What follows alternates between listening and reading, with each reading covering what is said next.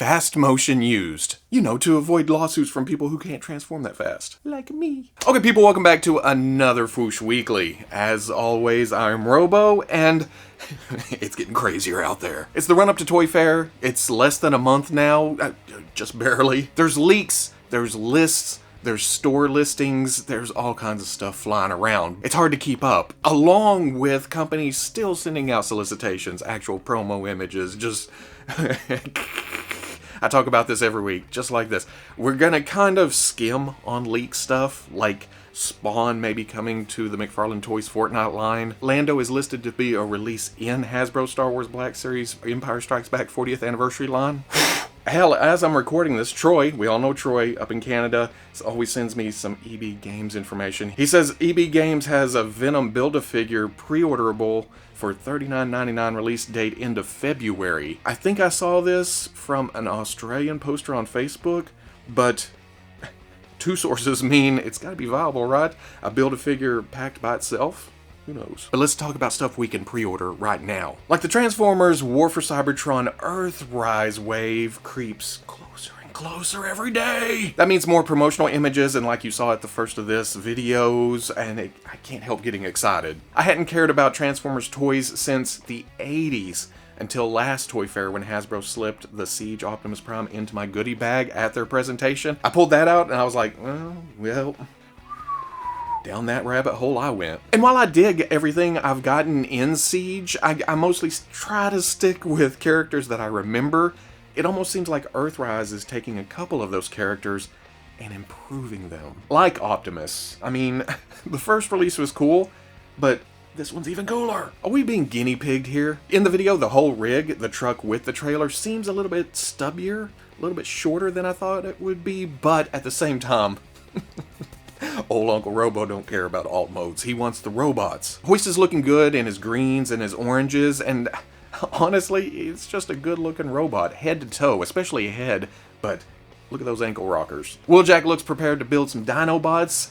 He was always one of my favorites when I was a kid. I don't know if it was the car mode with the opening cockpit on top. You just jump in, drive away. Or he was just a cool character with his flashy ear thingies. Grapple is the same with his blocky chest and just the orange. Again, another color to stand out on the shelf. But then Cliffjumper is a must-get. When I was a kid, I didn't know behind-the-scenes cartoons and voice actors and all that. I just always wondered why Cliffjumper sounded like Shaggy or Robin from Super Friends. It was kind of weird to me at the time, but now that I know all that stuff, I'm still surprised we're getting him before Bumblebee, but I am not gonna complain. Bumblebee is a lock. We're sure to get him at some point. There are also full figure shots of Cliffjumper, and his feet may outweigh his torso, but at the same time, he's not toppling off no shelf. He is standing strong. London Toy Fair happened this week, and besides Funko, there wasn't really a lot to see, and what there was to see, there weren't pictures allowed. But this is the internet, baby. There's gonna be sneaky pictures just leaking out. Here's a shot of the McFarlane Toys booth through the door of the Bandai booth. But if you zoom in, enhance, you start to see things that we haven't seen before. Enhance. Like what appears to be a carded sample of their My Hero Academia Uraraka. Ooh. And then this other picture where the dude standing in front of the display has shifted just a little bit. Enhance. You can start to see just a sliver, enhance, of Kirishima, who looks to have an alternate arm showing off his power or something. Little bitty fuzzy pictures.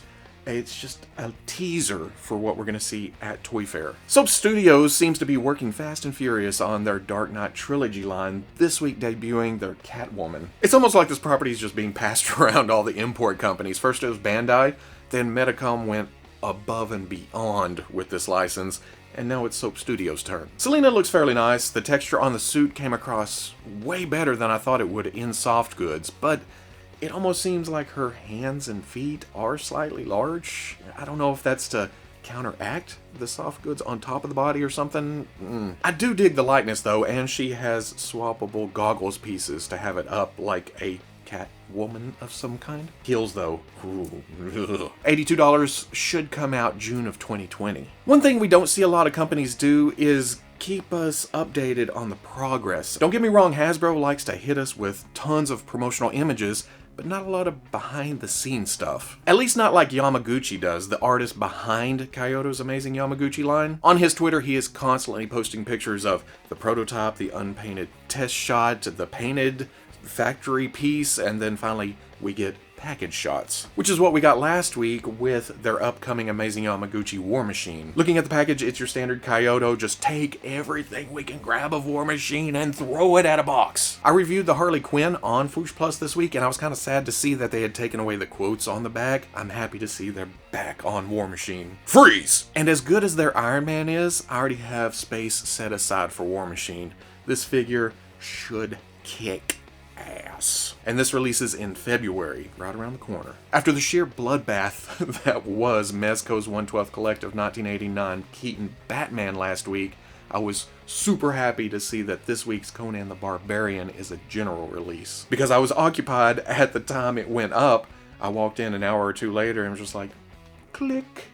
Got it. And it's still up for pre-order in most places, so yeah. When the teaser popped up, I joked about Conan being the least soft, goodsy Mezco action figure I've ever seen, completely forgetting about Iron Man, so that joke just went bleh. At least Conan has the loincloth. But looking at it then, I wasn't sure about the price being justified for a naked Frazetta dude, but then the solicitation actually went up, and this thing's packed. Whew!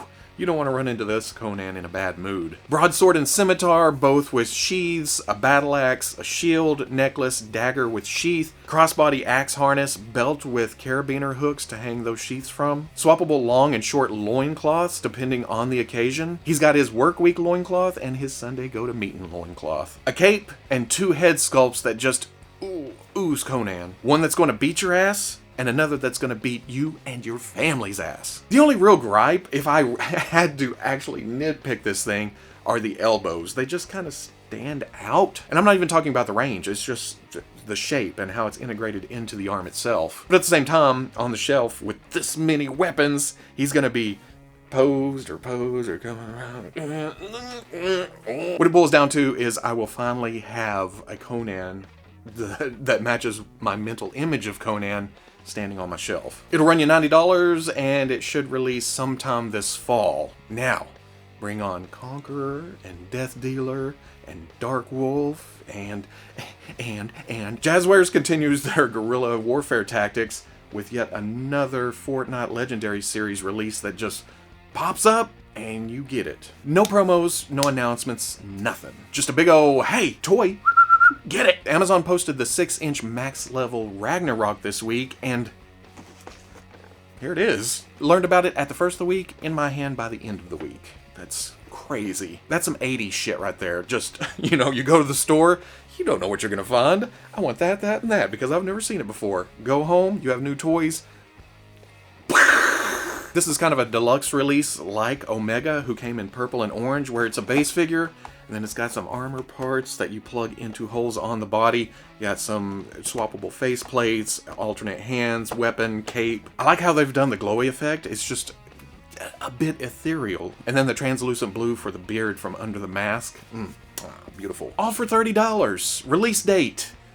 Right now! Seems Hasbro is going full steam with Black Widow. First, we're getting a Marvel Legends wave based on both the movie and comic surrounding Black Widow. Then they solicited a fan channel version of Black Widow from the movie in a white costume that we saw in the trailer. And then this week they solicited 2 comic book versions of Natasha. The white suit Black Widow from the miniseries Deadly Origin is a Target exclusive and includes some super spy-like weaponry, along with some blast and smoke effects. Now, I don't see any holes on the bracers on this figure, so I think the smokes and the blasts fit inside the weapons themselves. You can kind of see a hole at the end of the barrel. I mention that because with the fan channel MCU white costume Black Widow, there are clamp-on Widow Sting effects that kind of wrap around and then it has a blast on top. But I mentioned that because the Walmart exclusive gray suit Black Widow has kind of the same effects, but done in a completely different way. She has swappable hands between grip and splayed out hands, and then she has swappable bracers altogether. Normal pair, she has a pair with smoke coming out, and then she has a pair with blasts coming out of them. That's a lot to keep track of, especially after you already display the action figure, but hey, options are great and the presentation really works here. She also has a jetpack with straps that you can sling over her arms, and then that comes with its own set of blast effects. But as far as the look of both of these figures go, I really have to hand it to Hasbro. They did a fantastic job here, especially on the heads. I'm not familiar with the white suit from the comics, but I really dig the pearlescent white they used on the costume. And I'm already seeing people talk about taking this and making their own comic book style Colleen wings. So win-win. And then the gray suit. I love the shade of gray they went with here, and the leather jacket is just so 90s it hurts. Literally, it hurts. The short hair sweeping over one eye, just, I don't know, it sells the whole figure. It's a damn good looking figure. What more do you want me to say? I'll probably give the jetpack to a Nick Fury figure or something like that, and then the gray will probably be my main comic book shelf display piece. Like I said, white is Target, gray is Walmart. Both have been up and down for pre-order on their respective sites, and it should ship sometime late March, early April. And then let's finish this whole thing off with some Medicom news. First, the sad news. The MAFEX Marvel X-Men Cyclops has been pushed to March. It was supposed to release this month, but at this point, it's just become standard operating procedure to be pushed a couple of months. And that works because we just got Wolverine, so a little space. Of course, I say all that, and then the Infinity War Thor that is due out in February probably be right on time, just to prove me wrong. You know how this works. But to ease the pain a little bit, Medicom has solicited 2 new MAFEX figures, and let's talk about Captain America first. I'm starting to think Medicom has a no-compete clause or something, or they have a delay with some of their licenses, where they have to wait a couple of years before they make a figure from a movie. But then I think about Spider-Man, and that kind of blows that theory out of the water. But waiting that long, they're able to get some of the details more correct than other companies can who want to get out right when the movie hits. Initial instinct is to think that this may be too big for my MCU display, but at the same time, the MAFEX Black Panther fits in with my SH Figuarts Avengers better than the actual Figuarts Black Panther does. It's a toss-up, because then you go back to Deadshot and think, man, he was way bigger than the Suicide Squad stuff. That's the risk you take with the Medicom figures. But looking at it being one of my favorite looks of Captain America from the movies, yeah, I pre-ordered it. Do something. The spats look a little bit weird compared to the way other figures have done it, where the bottom part was attached to the foot, and it may get in the way of the ankle articulation, but at the same time, we won't know until it's actually in hand. I'll cross that rainbow bridge when I get to it. But something also different from other companies is that Medicom actually armed Captain America the way he should be. Not only do we get a pair of Wakandan shields in neutral position, we also get a pair of Wakandan shields in the extended position. Now, is that so hard, toy companies? Not stopping there, Medicom also includes the spears from both Proxima Midnight and Corvus Glaive, which makes sense because Captain America wielded both of these at some point in the movie. But then there's the head. Like I always say with MAFEX figures, especially the unmasked variety, I always worry about this part of it. For years they've looked good in prototype form, but then we get to the factory piece and it's always missing something. But as time has gone on, they have gotten a little bit better. I didn't get the Dark Knight Trilogy Roz or Bruce, but people say that those came out pretty good. Steve comes with 2 alternate heads that have 2 different expressions. Not just looking to the right, I actually just look left, because I'm an idiot. But I almost feel like the hair should be a little bit more tousled, I guess, maybe a little bit longer in the back. But if the factory piece comes out like this, it will beat pretty much all the other action figures of Captain America from Infinity War that we've gotten. But we'll get a better idea once Thor releases, because unmasked head. We'll see how that turns out. $70 scheduled for October. Oh, but it doesn't stop there, friends. Oh, no, no, no. Then there is this MAFEX DC Hush Catwoman. Got a tear in my eye. Damn it, Medicom. We haven't even gotten any of your DC comic book figures yet, and I'm already so invested in this line. It's crazy. The Hush Superman and Batman are beautiful looking action figures, and I thought you'd at least release those before showing us more, but nope.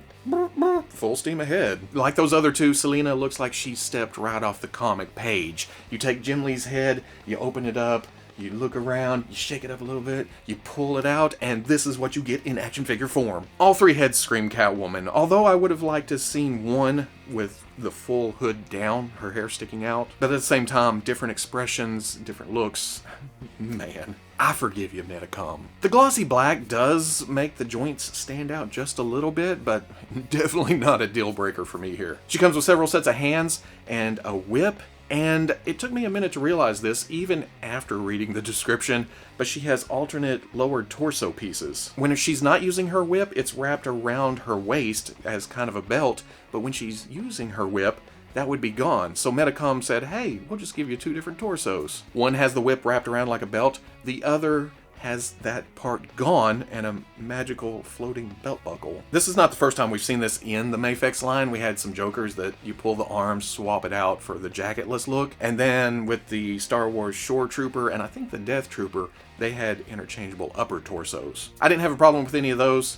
I figure I won't have a problem with this. Again, $70 scheduled for October or November, December, somewhere in there. But adding Catwoman to the lineup already makes you think, oh, are they going to go as deep as they did with the Dark Knight trilogy line? That would be amazing, because in my head I think, oh, hush, I'm definitely going to need most of the villains. I would love a Huntress. I would love Nightwing. They would both look amazing in the MAFEX line, but when it comes down to it, I think I want Robin the most. We just haven't gotten a good Robin in a long while from any toy company. Lots of great Batmans from different companies. No boy wonders. So I would like just to get my end-all be-all Robin. Line hasn't even come out and I'm already wishlisting. Jesus. And that's it for this week, I think. If I miss something, we'll talk about it next week or when it comes back around. If you're interested in seeing any of these pictures closer without the distraction of me in front of them, especially the Transformer stuff, there's more of those. Plus pre-orders, information, I'll be putting all that on the Fwoosh front page Saturday at noon. I'm trying to think of something else to say. All I can think of,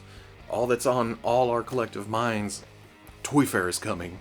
And right around the corner. But if you enjoyed this Fwoosh Weekly, comment, like, subscribe, or whatever the platform you're watching this on allows. Much love to the plus. If you want to see videos early or just in a position to help out the channel, patreon.com. But wherever you may be watching this, I'll catch you on the Fwoosh.